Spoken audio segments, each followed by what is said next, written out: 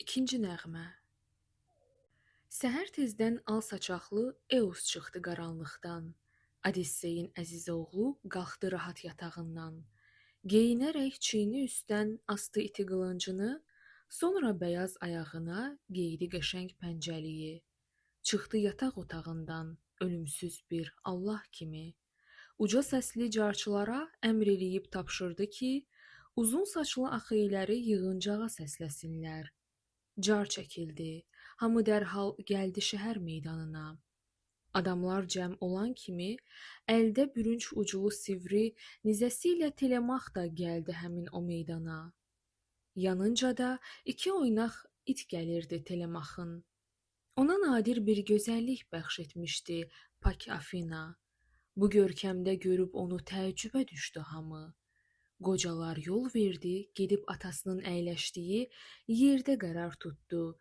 Öncə Yeqipdi, o pir danışdı. Dünya görmüş o qocanın beli çoxdan bükülmüşdü.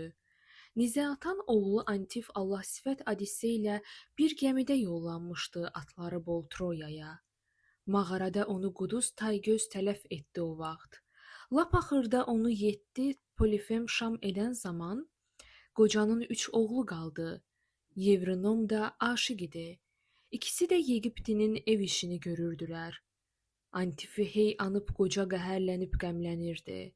Gözü yaşlı Yeqipti bax belə dedi yığıncağa. Ey İtaka cəmaatı, qulaq verin sözlərimə. Mərd Odissey əyriburun bir gəmidə gedən gündən nə şuramız olub bizim, nə də ki xalq yığnağımız. İndi kimdir bizi yığan, kimdir bunu lazım bilən? Cavandırmı, qocadırmı, o xeyirxah adam görən, yoxsa qoşun gəldiyini eşidib o hamıdan tez və bu haqda cəmaata xəbər vermək fikrindədir? Bəlkə ellik məsələdən danışacaq indi bizə. Mənə belə gəlir ki, o xeyirxah və mərd adamdır. Zevs atamız mətləbinə çatdırsın o adam kimsə. Belə dedi. Telemaxı sevindirdi onun nitqi. Yerində bənd alanmayıb, can atdı ki, bir söz desin. Düz ortada durdu, gözəl məsləhətlər verən qasid, mərd Pisenur Telemaxa Skipetr təqdim etdi. Natiq qoca Yeqiptiyə əvvəlcə üz tutub dedi. Qoca, görmək istədiyin şəxsi indi görəcəksən. O toplayıb sizi bura, dərd başımdan aşıb daha. Qoşun filan gəldiyindən heç bir xəbər bilmirəm ki, eşitdiyim məlumatı sizə xəbər verə biləm. Xalqa aid məsələ də yoxdur, sizə danışım mən. Dərd mənim öz başımdadır. Evimdəki talan olur. Bir tərəfdən həlak olub nəcabətli atam mənim, o sizin də ata kimi çox mehriban çarınızdır. Daha ağır o biri dərd, o qədər də çəkməz məni müflis edər, ev eşiyim, varım yoxum əldən çıxar. Anam özü istəmədən adlı sanlı adamların oğulları elçi düşüb ona evə soxulublar. Cürət edib İkariya ağız açmaq istəmirlər. Onda qoca öz qızına layiq başlıq tələb edib, ürəyinə kim daha çox yatır, ona ərə verər. Onlar bunu etməkdənsə, hər gün bizə soxulurlar.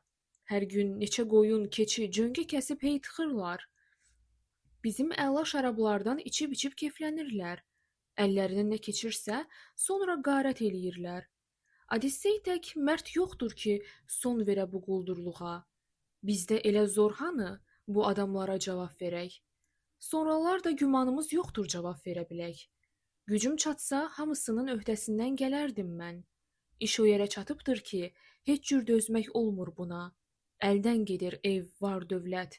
Toxunmurmu bu hal sizə? Heç olmasa qonşulardan utanıb bir kara gəlin. Heç olmasa o ölümsüz Allahlardan bir çəkinin.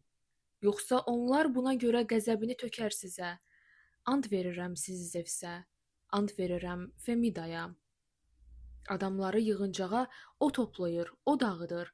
Əzizlərim, di əl çəkin. Öz dərdimi özüm çəkim. Bəlkə mənim Nəcib atam yaraşıqlı dizlik taxan, axeylilər ürəyinə toxunan bir iş görübdür. Yoxsa onun hayfını indi məndən alırsınız. Bu gəncləri qızışdırıb üzərimə salırsınız. Mal heyvanı siz özünüz kaş ki qırıb yeyəydiniz. Vurduğunuz ziyanlara onda əvəz verərdiniz.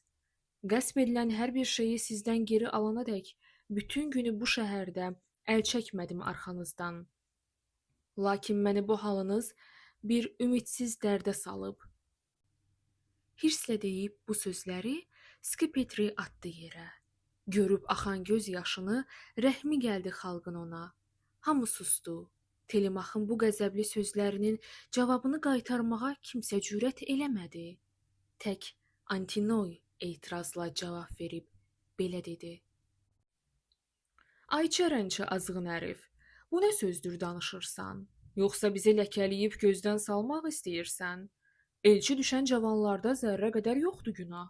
Günah sənin o kələkbaz, o məkirli anandadır. Anan cavan axıyləri 3 ildir ki, ələ salır. Bu yaxında 3 il bitər, 4-cüyə adlayarıq. Yaxşı sözlər ismarlayıb hərəyə bir vədə verir. Ürəyində isə tamam başqa şeylər fikirləşir. Bizə qarşı məkirli bir tədbirə də əl atdı o. Dəzgah qurub otağında başladı ağ toxumağa. Həmin zərif toxumanı göstərərək bizə dedi: Sizə ey cavan aşiqlərim, Odissey məhv olubsa da biraz dözün. Məni vadar etməyin tez toy etməyə. Bu kəfənlik toxumanı qoyun başa çatdırım mən. Adlı sanlı qoca Laert bəlkə öldü bu yaxında. İnsanları qırıb tökən ölüm onu yaxalarsa, istəmirəm məni axı arvadları sözə tutub, desin belə varlı adam kəfənə də sarınmadı. Belə deyib bizim bu mərd qəlbimizi yumşaltdı o. Bəs sonrası bütün günü toxumaqla məşğul olub gecə məşəl işığında sökürmüş o kəfənliyi. Bu qaydayla 3 il keçdi. İnandıq biz axeylilər. Elə ki vaxt ötüb keçdi, 4-cü il yaxınlaşdı. Bu kələyi bilən qadın bizi bundan hali etdi. Toxumanı sökən zaman biz üstünü aldıq onun. İstəmədən öz işini qurtarmalı oldu xanım. Bax, anana elçi düşən bu adamlar gör nə deyir. Sən və bütün axeylilər qoy yaxşıca bilsin bunu. Ananı öz atasının ocağına göndər getsin. Orada özü və atası bəyəndiyi şəxsə getsin. Anan axey gənclərini ələ salmaq adətindən qoy əl çəksin indən belə. Bilirik ki, Pak Afina ona bol-bol verib ağlı, incə zərif əl işini. O bildiyi kələklərin qədimlərdə ömür sürmüş Axeyanın qalın saçlı, gül camallı qızlarından nə Mikena, nə Alkmena, nə də Tiro bilməzdilər. Penelopa fəndgirlikdə üstündür o gözəllərdən. Ancaq onun fəndgirliyi çatmaz daha köməyinə. Nə qədər ki Allahların ona təlqin elədiyi niyyətində möhkəm durub, talanacaq var yoxunuz. Penelopa bu minvalla böyük ad-san qazansa da, sənin varın talanaraq tamam əldən gələcəkdir. Anam bizdən birimizi seçməyincə bir axeyli, nə başqa bir qız axtarıb, nə də burdan gedəcəkdir. Dərrakəli Telemaxsa ona cavab verib dedi: Anam özü istəməsə, necə qova biləm onu? Axı məni anam doğub, boya başa yetiribdi. Atam isə uzaqdadır, heç bilmirəm sağdır, ölüb. Anamı öz atasının sarayına göndərərsəm, onda qoca İkariyə xeyli fidyə verməliyəm. Anam evdən qovulanda erin niyə gileylənsə, Allahların qəzəbinə düçar olam, bədnam olam. Yox, anama mən heç zaman get sözünü deyəmmərəm. Xoşunuza gəlməsə də, qanınızı qaraltsa da, evimizdən çıxın, gedin. Qonaqlığa növbə ilə, özünüz öz evinizdə düzəldin öz xərcinizlə. Əgər sizə əvəzini ödəmədən özgəsinin hesabına yeyib içmək xoş gəlirsə, yeyin, için. Onda mən də ölməzləri çağıraram köməyimə. Bəlkə də Zevs özü verər onda sizin cəzanızı. Qan bahanız ödənmədən evimdə məhv olarsınız. Telemach bax belə dedi. Şimşək saçan Zevs bu zaman uca dağdan 2 qartal uçurtdu o səmtə sarı. Öncə onlar sakit külək sürəti ilə uçurdular. İkisi də qanadını geniş açıb süzürdülər. Lakin gəlib o hay-küylü yığnaq üstə çatan kimi, hər ikisi qanad çalıb dövrə vurub dolandılar. Hamıya göz qoyub ölüm xəbərini bildirdilər. Bir-birinin üz gözünü cırmaqlaya-cırmaqlaya uçub şəhər evlərinin üstdən sağa yönəldilər. Qartalları başlarının üzərində görən gənclər, qarşımızda bir fəlakət vardır, deyə düşündülər. Mastoroğlu Mərd Alifers başladı söz söyləməyə. Quşlarla fal açmaqda o taytuşundan seçilirdi. Danışıqda, bilikdə də fərqlənirdi qocalardan. Xoş niyyətlə yığıncağa üz tutub o belə dedi: Ey İtaka cəmaatı, qulaq asın sözlərimə. Ey məftunlar, sizə daha çox dəxli var bu sözlərin. Çünki böyük fəlakət gözləyir siz cavanları. Odisseyin qayıtmağı çox da uzun çəkməyəcək. Penelopa talibləri üçün ölüm gətirir o. Uzaq dəniz sularından gözə çarpan İtakada bəzi adamların başında da bir xata var. Biz bu ərgən cavanları cilovlasaq pis olmazdı. Qoy özləri dinc dursunlar. Bu onların xeyrinədir. Fal açmaqda səriştəm var. Təcrübəm var mənim axı. Troyaya vuruşmağa yollananda Axeylilər onlarla bir yola düşən o çox bilmiş Odisseyə mən o zaman nə demişdim? Tamam tutur öz yerini. Demişdim ki, bu səfərdə çox bəlalar çəkəcəkdir. Dostlarını itirərək 20 il sonra evə yad adam tək dönəcəkdir. İndi sözüm doğru çıxır. Poliboğlu Yevrimaqsa ona cavab verib dedi: Qoca, get bu falçılığı evindəki uşaqlara elə. Onlar bir fəlakət, xatabala görməsinlər. Burada isə səndən qat-qat üstün falçı mən özüməm. Parıldayan günəş altda azmı uçan quş görürük? Xeyir yaşar xəbəri ki, vermir bütün quşlar bizə. Odissey məhv olub gedib. Kaş onunla birgə sən də məhv olaydın, bizə ölüm muştuluğu verməyəydin. Bizdən incik Telemaxı qızışdıra bilməyəydin. Həqiqəti budur. Sənin umacağın vardır ondan. Gör indi mən nə deyirəm, dediyim də olacaqdır. Əgər dünya görmüşlüyün təcrübənlə Telemaxı dilə tutub ürəyində kin oyatsan bizə qarşı, bundan yalnız Telemaxın özü ziyan çəkəcəkdir. Çünki bizim qarşımızda o çox gücsüz və acizdir. Qoca, sənsə ağır fidyə ödəməli olacaqsan. Ürəyində dərd olacaq bu fidyənin ağırlığı. Telemaxa isə budur təklifimiz bilsin hamı. Qoy göndərsin anasını öz atası evinə o. El qaydası nə qədər ki tələb edir, qoy o qədər cəhiz verib öz qızına toy eləsin İkarites. Əl çəkəsi deyilik biz yoxsa bu cür elçilikdən. Heç bir kəsdən nə qorxumuz, nə hürkümüz vardır bizim. Qoy Telemax hər nə qədər çərənləyir, çərənləsin. Qoca, sənin falçılığın bizə əsər eləmir. Bu boş sözlər yalnız sənə çoxlu düşmən qazandırır.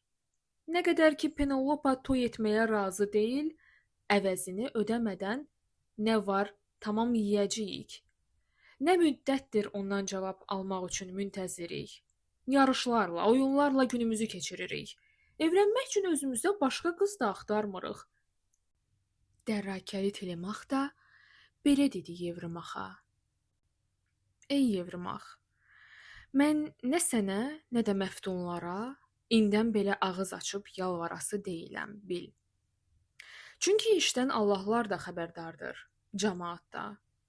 Bir sürətli gəmi verin, 20 də yol yoldaşı. Belə ki, o adamlarla ora gedib gələ bilim.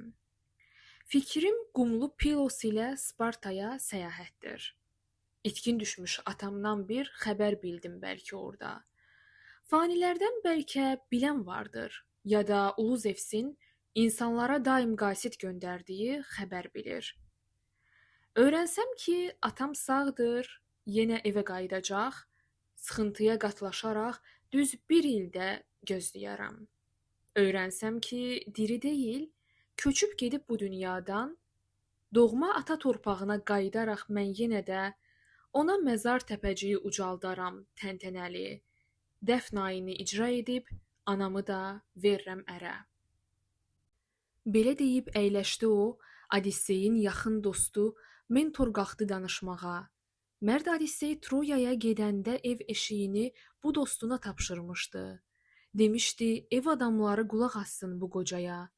Həmin qoca xoş niyyətlə belə dedi yığıncağa: Ey İtaka cəmaatı, eşidin bu sözlərimi.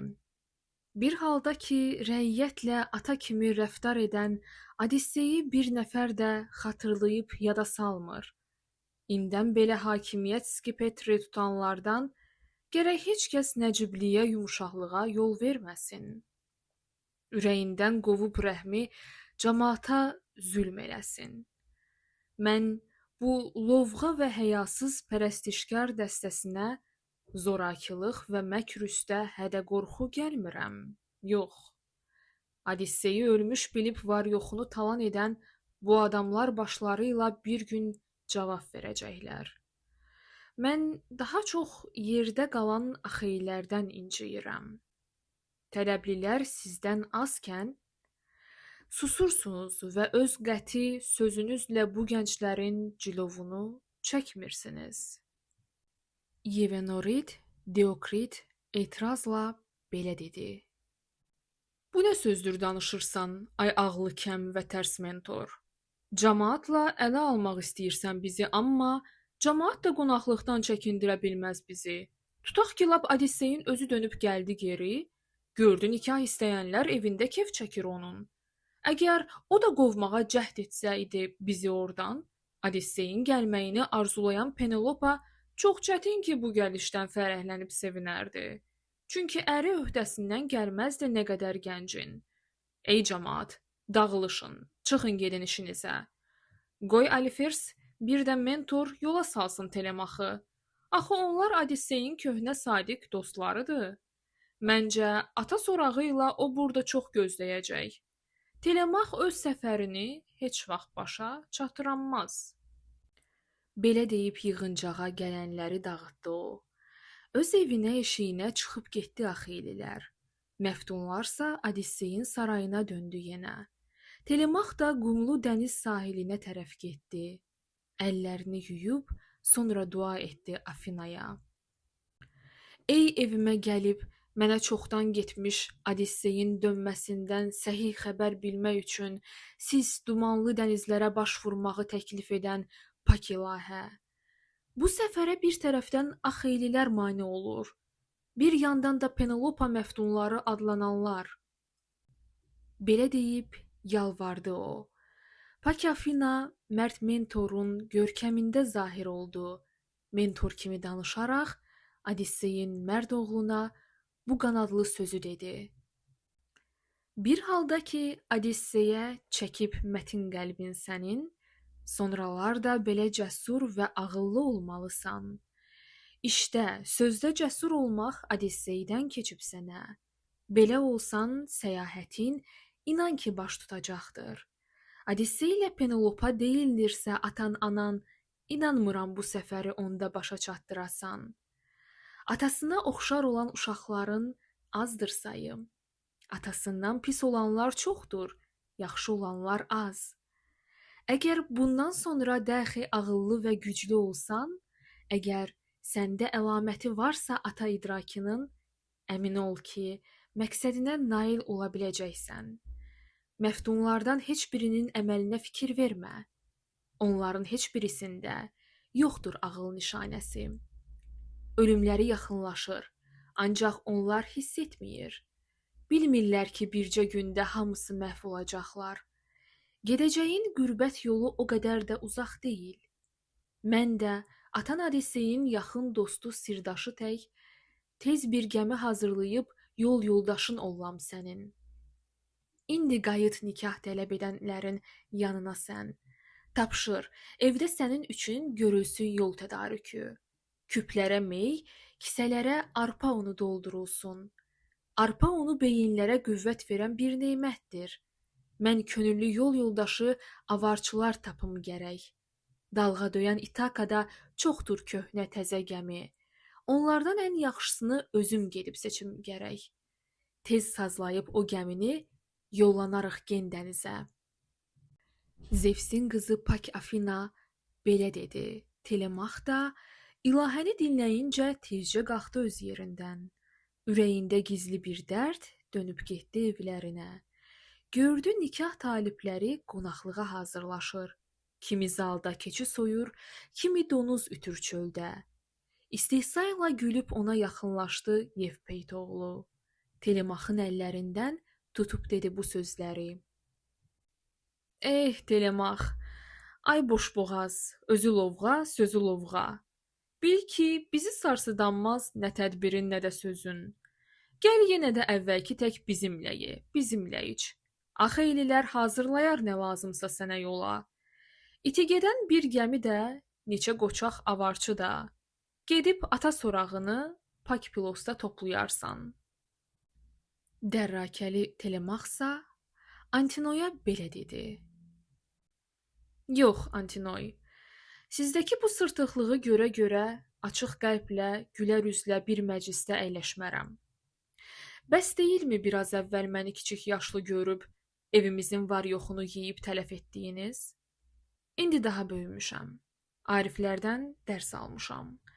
Ağlım kəsir. Sinəmdə də mərdlik hissi güclənibdir. Pilosa da getsəm, burada qalası da olsam əgər, keraları üstünüzə salmağa cəhd edəcəyəm.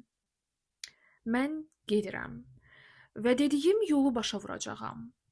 Gedirəm yad gəmisində, çünki mənim nə gəmim var, nə də avar çəkənim var. Sizə də bax bu lazımdır. Deyib çəkdi əllərini Antinoyun əllərindən. Penelopa talibləri yenə yeyib içirdilər. Telemaxı ələ salıb gülür, şuxluq edirdilər. Təkəbbürlü cavanlardan vardı belə deyəni də. Sayıq olun, Telemaxın qəsdi bizi məhv etməkdir. O, ya qumlu Pilosdan, ya Spartadan üstümüzə qoşun çəkmək fikrindədir. Görün, nə can atır ora. Ya da ki, o bərəkətli Efiraya səfər edib oradan zəhər gətirəcək. Elə güclü bir zəhər ki, kraterə töküb qırsın hamımızı birdən-birə. Cavanların arasında vardı belə deyəni də. Kim bilir, bəlkə o da əyri burun bir gəmidə Odissey tək gəzib-gəzib yad ellərdən məhv olacaq. Beləliklə, o bizi də əziyyətə salacaqdır. Onda onun var yoxunu bölüşməli olduq axı. Anasıyla seçəcəyi ərə evi veririk onda. Bu söhbətdəykən onlar Telemax tez dik tavanlı gen ambara getdi. Orada qalaq-qalaq qızıl və mis. Sandıqlarda dəst-dəst paltar, ətirli yağ saxlanırdı. Divar boyu düzülmüş gil çəlləklərdə çoxillik mey saxlanırdı. Bu saf meyin baldan şirin dadı vardı. Çox məşəqqət, çox təhlükə görmüş olan mərd Odissey bəlkə gəlib çıxdı deyə saxlanırdı bu dadlı mey. İki taylı qapı ilə bərk bağlanmışdı həmin ambar. Pensanorit onun qızı ağıl kanı Yevrikleya gecə-gündüz ayrılmırdı bu yatırım ambarından. Orada olan varidatı canla başla hifz edirdi. Telemax bu açarçını çağıraraq belə dedi. Əziz daya Yevrikleya, bu küpləri meylə doldur. Qara ölüm pəncəsindən axır nicat tappasına, öz evinə dönməsinə böyük ümid bəslədiyin, atam üçün saxladığım mey tək şirin olsun o mey. 12 küp dolduraraq möhkəm bağla başlarını. Sonra arpa unundan da düz 20 ölçü götür. Doldur dəri kisələrə. Bunu bir sən bilməlisən. Bu şeyləri hazırlayıb səliqə ilə yığ bir yana. Axşam yataq otağına qalxan kimi Penelopa, özüm gəlib bu şeyləri daşıtdırıb apararam. İstəyirəm Pilosa və Spartaya səfər edib, orada atam Odisseyin dönməsindən xəbər bilim. O qurtardı. Yevrikleya eşidincə bu sözləri hönkürtü ilə ağladı və bu qanadlı sözü dedi. Əziz oğlum, bircə dənəm, söylə görüm belə fikir hardan gəldi xəyalına? Qürbət eldə nə işin var? Allahların törəməsi əziz atan mərd Odissey buradan uzaq yad ellərdə çoxdan tələf olub gedib. Sən getdinmi? Penelopa talibləri hilə ilə canına qəsd edib sənin nəyin varsa böləcəklər. Bala, getmə. Doğma qovum əqrabanın yanında qal. Niyə gərək təhlükəli dənizlərdə yol gedəsən? Dərrakəli Telemaxsa dayəsinə belə dedi: Əziz dayəm, qəm eləmə, Allahların hökmüdür bu. Ancaq mənə and iç ki, sən mən gedəndən 11 ya da 12 gün sonra xəbər tutacaqdır bundan anam. Başqasından öyrənməmiş, soruşmamış özü demə. Qorxuram ki, göz yaşları soldura gül camalını. Allahların baş andını təkrar etdi onda dayə. Elə ki, ant ayinini icra etdiyi Yevrikleya, küpləri lap ağzınacan şirin meylə doldurdu tez. Sonra dərin kisələrə un doldurdu arpa unu. Telemaxsa çıxıb getdi gənclərin kef məclisinə. Bayquşgözlü Afinanın başına bir fikir gəldi. Telemaxın görkəmində gəzdi bütün şəhəri o. Rast gəldiyi adamlardan bir xahiş elədi ki, axşamüstü Noemonun gəmisinə toplaşsınlar. Sonra isə Fronion Noemondan gəmisini verməsini rica etdi. O da qəlbən razı oldu. Elə bu vaxt günəş batdı, yollar, izlər kölgələndi. Pak ilahə o gəmini itələyib saldı suya. Gəmi üçün lazım olan əşyanı da hazırladı. Buxtanın lap ucqarına çəkdi həmin o gəmini. Bu arada çağırdığı adamlar da gəlib çıxdı. Bayquş gözlü Pak Afina başqa bir fikrə düşdü birdən. Allah sifət Odisseyin sarayına gəldi birbaş. Kefə məşğul cavanlara şirin yuxu göndərərək başlarını dumanlatdı, əllərindən düşdü qədə. Tez şəhərə dağılışıb hərə getdi öz evinə. O qədər də çox çəkmədi, yuxu endi gözlərinə. Yaraşıqlı otağından çağıraraq Telemaxı, bayquş gözlü Pak ilahə müraciət etdi ona. Mentor şəkli almışdı o, mentor kimi danışırdı. Ey dost, möhkəm dizlik geyən yoldaşların hazırdırlar. Tez mi hazır olacaqsan, ax səni gözləyirlər. Digəl gedək, yubandırmaq olmaz axı bu səfəri. Bunu deyib tez qabağa düşüb getdi ilahə qız. Telemax da Afinanın arxasınca getdi dərhal. Onlar gəmi olan yerə yetişəndə gördülər ki, uzun saçlı avarçılar artıq qumlu sahildədir. Telemax yol dostlarına üz tutaraq bunu dedi: Əziz dostlar, tez gəmiyə daşıyaq biz azuqəni. Onlar evdə hazırdırlar. Anam isə heç nə bilmir. Getməyimi bir nəfərdən başqa bilmir heç bir kəniz. Belə deyib addımladı, adamlar da arxasınca. Tezcə evdən azuqəni daşıdılar o gəmiyə. Telemaxın göstərdiyi tək yerbəyer elədilər. Afinanın arxasınca qalxıb sonra Telemax da gəminin dal tərəfində əyləşdilər yan-yanaşı. Kəndirləri açıb sahil daşlarından avarçılar tez keçdilər gəmidəki avarların arxasına. Pakpallada Afinada əstirdi səmt küləyini. Tünd qırmızı dalğaların üzərində əsdi zefir. Telemax dor iplərini yerlərinə bərkitməyi əmr elədi dostlarına, onlar əməl etdi buna. Cökə doğru yuvasına pərçimləyib ucaltdılar. İplərini gəminin uç tərəfinə bağladılar. Ağ yelkəni hörmə qayış örkənlərlə qaldırdılar. Əsən zefir küləkləri qabartdı bu ağ yelkəni. Al qırmızı dəniz suyu şırımlandı gəmi altda. Dik dalğalar üzərindən şütüyərək getdi gəmi. Çəkib yelkən iplərini bağladılar tarım-tarım. Sonra isə krateri ağzınacan dolduraraq carladılar ölməz olan Allahların şərəfinə. Afinanın şərəfinə daha artıq mey süzdülər. Bütün gecə və səhəri dənizdə yol getdi gəmi.